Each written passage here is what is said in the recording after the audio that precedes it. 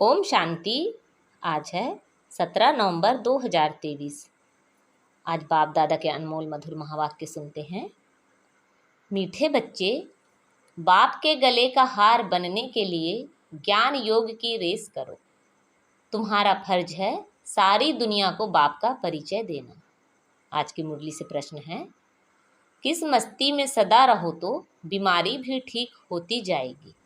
उत्तर है, ज्ञान और योग की मस्ती में रहो। इस पुराने शरीर का चिंतन नहीं करो। जितना शरीर में बुद्धि जाएगी, लोभ रखेंगे, उतना और ही बीमारियां आती जाएगी। इस शरीर को श्रृंगारना, पाउडर क्रीम आदि लगाना, यह सब फालतू श्रृंगार है। तुम्हें अपने को ज्ञान योग से सजाना है। यही तुम्हारा सच्चा सच्चा श्रृंगार है। आज मुरली में गीत बजा है, जो पिया के साथ है। ओम शांति। जो बाप के साथ है। अब दुनिया में बाप तो बहुत हैं, परंतु उन सभी का बाप रचयिता एक है। वही ज्ञान का सागर है। यह जरूर समझना पड़े कि परम पिता परमात्मा ज्ञान का सागर है। ज्ञान से ही सद्गति होती है। सद्गति मनुष्य की तब हो जब सतयुग की स्थापना होती है। बाप को ही सद्गति दाता कहा जाता है। जब संगम का समय हो, तब तो ज्ञान का सागर आकर दुर्गति से सद्गति में ले जाएं। सबसे प्राचीन भारत है। भारतवासियों के नाम पर ही 84 जन्म गाए हुए हैं।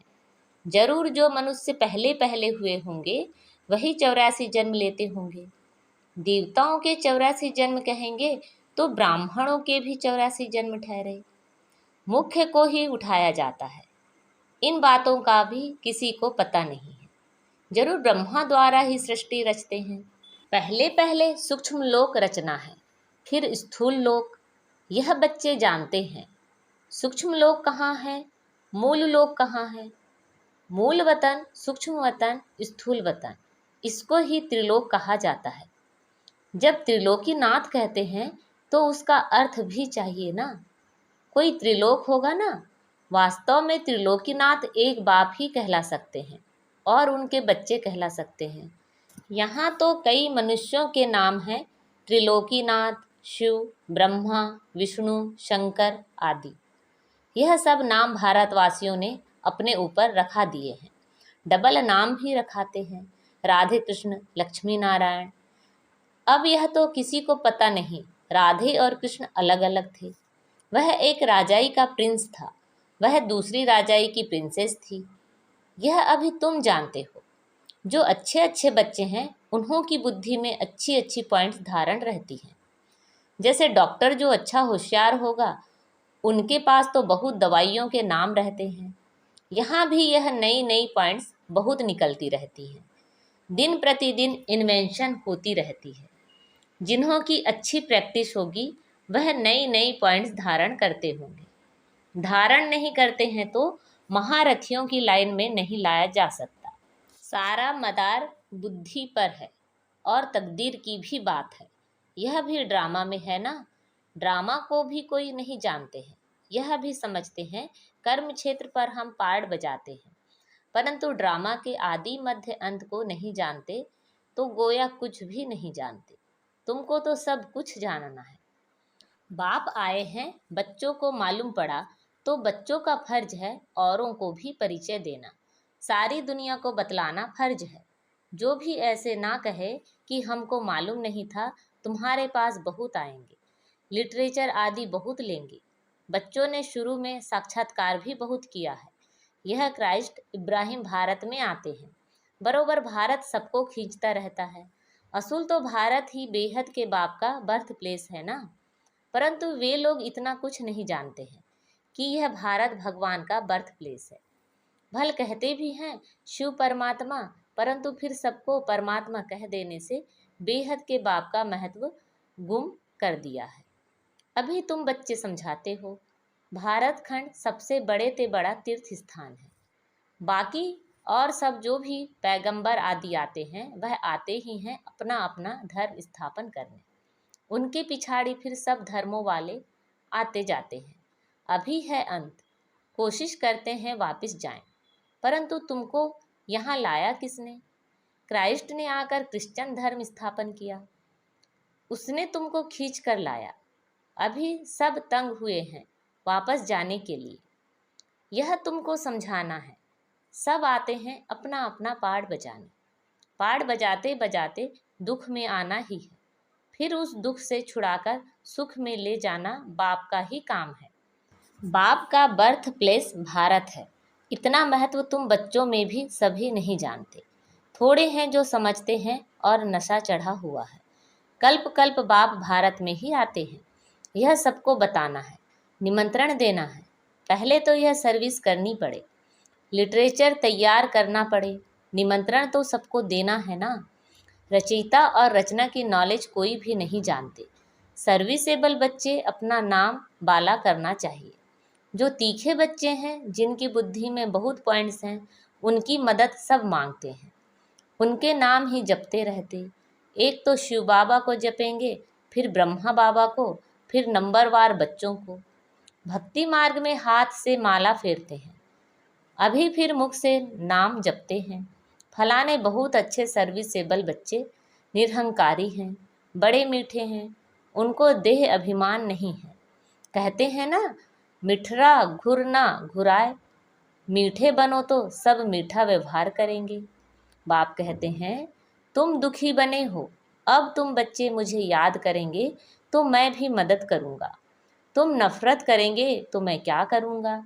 यह तो गोया अपने ऊपर नफरत करते हैं। पद नहीं मिलेगा, धन कितना अथाह मिलता है। किसी को लॉटरी मिलती है तो कितना खुश होते हैं। उनमें भी कितने इनाम आते हैं। फर्स्ट प्राइज़, फिर सेकंड प्राइज़, थर्ड प्राइज़ होती हैं। हूबहू यह ईश्वरीय रेस है, ज्ञान और योग बल से रेस है। जो इनमें तीखे जाते हैं वही गले का हार बनेंगे और तख्त पर नज़दीक बैठेंगे। समझाया तो बहुत सहज जाता है। अपने घर को भी संभालो, क्योंकि तुम कर्म योगी हो। क्लास में 1 घंटा पढ़ना है, फिर घर में जाकर उस पर विचार करना है। स्कूल में भी ऐसे करते हैं ना, पढ़कर फिर घर में जाकर होमवर्क करते हैं। बाप कहते हैं, 1 घड़ी आधी घड़ी, दिन में 8 घड़ियाँ होती है। उनसे भी बाप कहते हैं 1 घड़ी, अच्छा आधी घड़ी। 15-20 मिनट भी क्लास अटेंड कर, धारणा कर, फिर अपने धंधे धोरी में जाकर लगो। आगे बाबा तुमको बिठाते भी थे कि याद में बैठो, सुदर्शन चक्र फिराओ। याद का नाम तो था ना। बाप और वर्षे को याद करते करते, सुदर्शन चक्र फिराते फिराते, जब देखो नींद आती है तो सो जाओ। फिर अंतमति सो गति हो जाएगी। फिर सवेरे उठेंगे तो वही पॉइंट्स याद आती रहेंगी। ऐसे अभ्यास करते करते तुम नींद को जीतने वाले बन जाएंगे। जो करेगा वो पाएगा। करने वाले का देखने में आता है, उसकी चलन ही प्रत्यक्ष होती है। ना करने वाले की चलन ही और होती है। देखा जाता है यह बच्चे विचार सागर मंथन करते हैं, धारणा करते हैं। कोई लोभ आदि तो नहीं है। यह तो पुराना शरीर है। यह शरीर ठीक भी तब रहेगा जब ज्ञान और योग की धारणा होगी। धारणा नहीं होगी तो शरीर और ही सड़ता जाएगा। नया शरीर फिर भविष्य में मिलना है। आत्मा को प्योर बनाना है। यह तो पुराना शरीर है।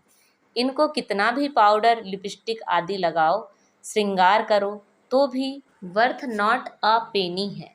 यह श्रृंगार सब फालतू है। अब तुम सबकी सगाई शिव बाबा से हुई है। जब शादी होती है तो उस दिन पुराने कपड़े पहनते हैं। अब इस शरीर को श्रृंगारना नहीं है।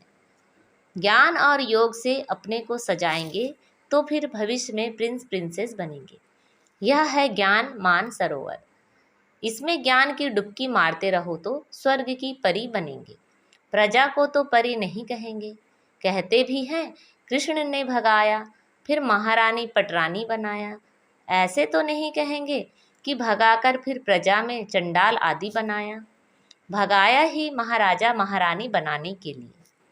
तुमको भी यह पुरुषार्थ करना है। ऐसा नहीं जो पद मिले सो ठीक। यहाँ मुख्य है पढ़ाई। यह पाठशाला है ना। गीता पाठशाला बहुत खोलते हैं। वह बैठ सिर्फ गीता सुनाते हैं।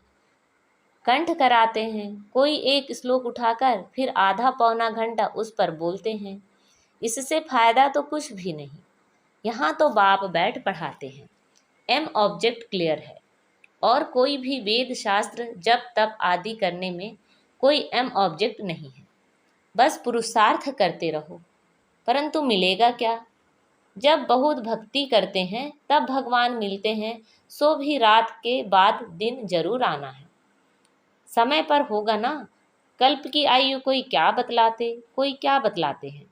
समझाओ तो कहते हैं शास्त्र कैसे झूठे होंगे। भगवान थोड़े ही झूठ बोल सकता है। समझाने की सिर्फ ताकत चाहिए। तुम बच्चों में योग का बल चाहिए। योग बल से सब काम सहज हो जाते हैं।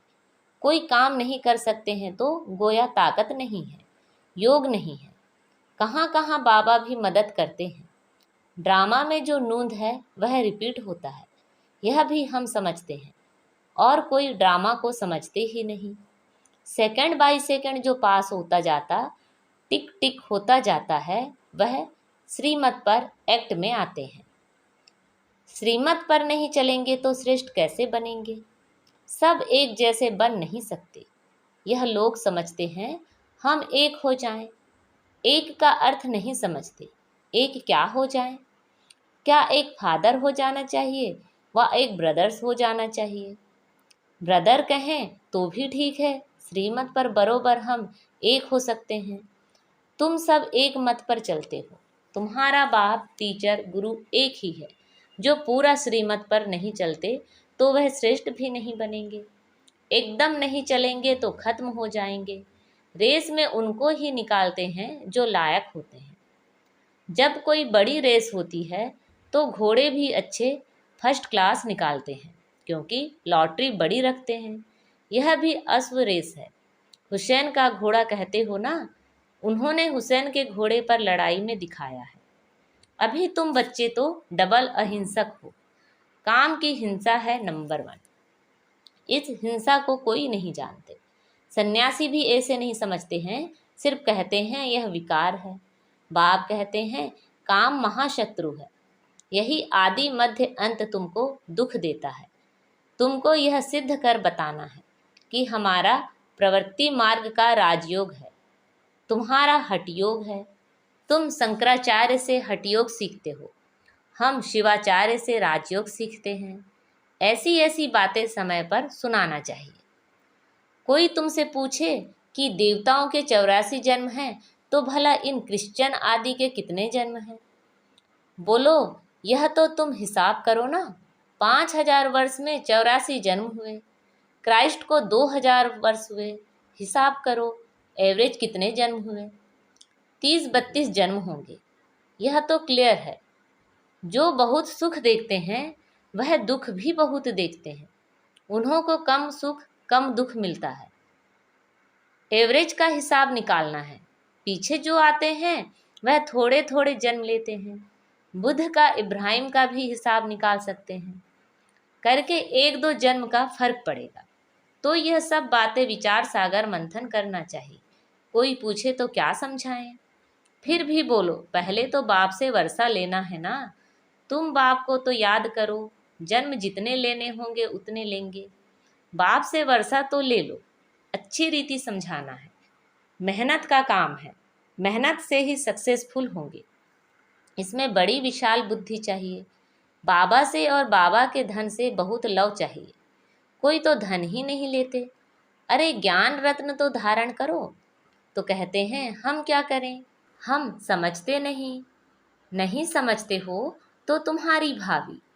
अच्छा, मीठे मीठे सिखिलते बच्चों प्रति माता पिता बाप दादा का याद प्यार, गुड मॉर्निंग और नमस्ते। रूहानी बाप की रूहानी बच्चों को नमस्ते। हम सब रूहानी बच्चों की रूहानी माता पिता बाप दादा को याद प्यार, गुड मॉर्निंग और नमस्ते। आज की मुरली से धारणा के लिए मुख्य सार हैं। किसी से भी नफरत नहीं करनी है, सबसे मीठा व्यवहार करना है। ज्ञान योग में रेस करके बाबा के गले का हार बन जाना है। नींद को जीतने वाला बन सवेरे सवेरे उठ बाप को याद करना है। स्वदर्शन चक्र फिराना है। जो सुनते हैं उस पर विचार सागर मंथन करने की आदत डालनी है।